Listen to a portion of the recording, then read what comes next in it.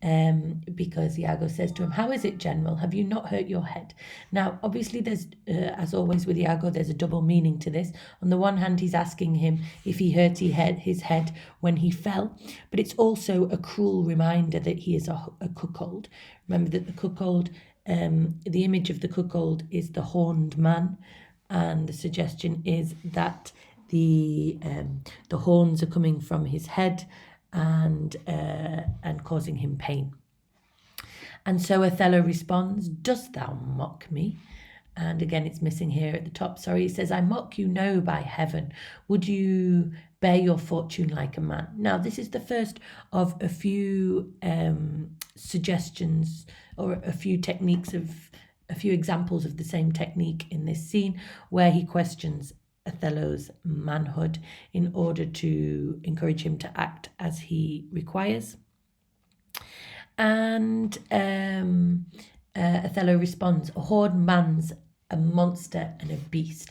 So really, really key quote, highlight, star, if you want to talk about the way a cuckold was seen in Jacobean society, the idea that a cuckold loses his reputation, he loses respect in society, and therefore, if he loses his humanity, he becomes monstrous and beast-like. This is also another one of our image clusters. We see imagery of the monstrous and the beastly throughout the play. And Iago, with his characteristic cynicism, says there's many a beast then in a populous city and many a civil monster. So we see Iago's harsh reality being verbalized here. He suggests that all women therefore are deceitful, and so all men must be beasts if that is the case. So Othello carries on or returns to the question of Cassio and Desdemona and said, "Did he confess it?" Iago responds, "Good sir, be a man. Think every bearded fellow that's but yoked may draw with you. There's millions now alive that nightly lie in those improper beds, which they swear particular your case is better. Oh, 'tis the spite of hell, the fiend's arch mock, to lip a wanton in a secure couch, and to suppose her chaste. No, let me know, and knowing what I am, I know what she shall be." So here we're seeing Iago say the opposite of what he has previously said. Previously, he's told Othello that it's better to be secure, it's better to be ignorant to your wife's deceit. Life is much better that way, but here he says it's better to know, now that he's told Othello, it's better to know than think she is chaste and kiss her and be with her not knowing. And here he refers it to himself. No, if it was me, I would want to know. And then you get this cryptic statement at the end, this cryptic remark, where it's unclear exactly what he means, but the suggestion is that one of two things. He might mean, if I am a cuckold, I want to know, then I will know how to treat my wife. Or he might possibly mean, knowing that I am imperfect, I know that she's bound to be imperfect as well.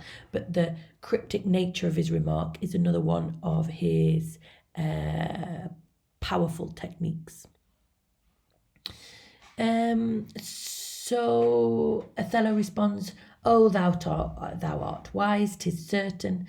He says, "Stand you apart a while, confine yourself but a patient list, while you were here overwhelmed with your grief, a passion most unsuiting such a man, Cassio came hither. I shifted him away and laid good excuse upon your ecstasy, bade him anon return, and here speak with me the which he promised.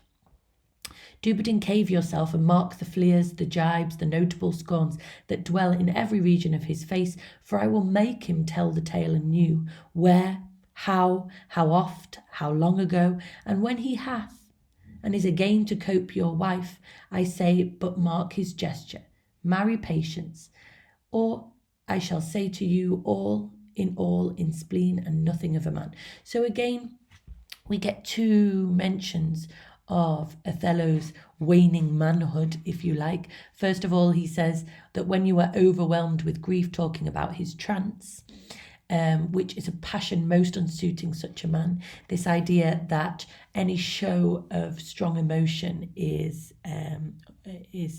not masculine. He tells him Cassio came. And then we get this whole section here is Iago once again playing the director, playing the puppet master. He's already telling Othello how he needs to see the conversation that Iago is going to have with Cassio. First he tells him he needs to hide himself away, stand apart, encave yourself. So Othello is going to conceal himself to watch the conversation that Iago is going to have with Cassio. Perhaps another low point, this deceitful act of hiding himself away as if he has something to fear or be ashamed of. And by seeing everything through Iago's eyes, Iago is going to make the fantasy become the reality. This is also going to appear to be ocular proof, despite the fact it is not. He says you get a series of imperatives to show this directing of Othello, but also he says, Mark, look what you've got to see. He's going to jibe, he's going to laugh, he's going to scorn.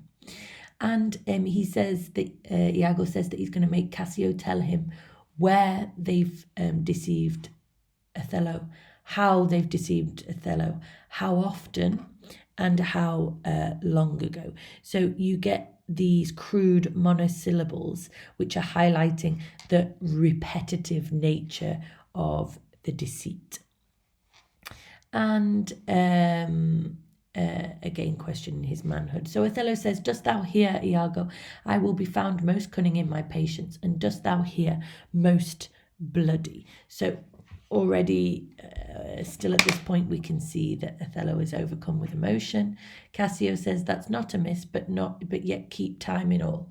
Will you withdraw? And Othello retires. We then get this little aside.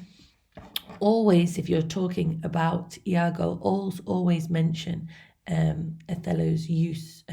Shakespeare's use of soliloquies and asides. Here, Iago is telling the audience what he is going to do, explaining it to the audience, and again showing his pleasure and his pride in this beautiful artistic plan he has created. Remember, his plan is so regularly compared to artistic ventures. So he says, now I will question Cassio of Bianca, a housewife that by selling her desires buys herself bread and clothes. So he's going to ask her about Bianca, who we've already met, the prostitute who sells her body for money. It is a creature that dotes on Cassio, as 'tis the strumpet's plague to beguile many and beguiled by one. So lots of men are beguiled by the prostitute, but she often falls in love only with one. And here we get the really derogatory language that we often see from Iago, not only when referring to the prostitute Bianca, but all women.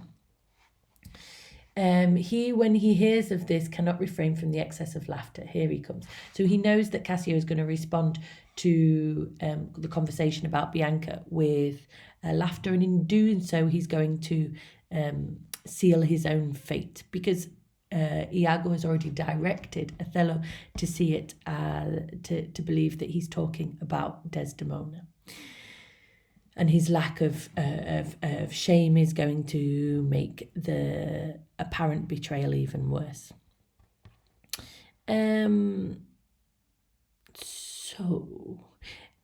So this next section is often called the eavesdropping scene. It's taken directly from the original source, the Cinthio version of the story. And I'm just going to stop here. We will take up from here when Cassio comes in momentarily.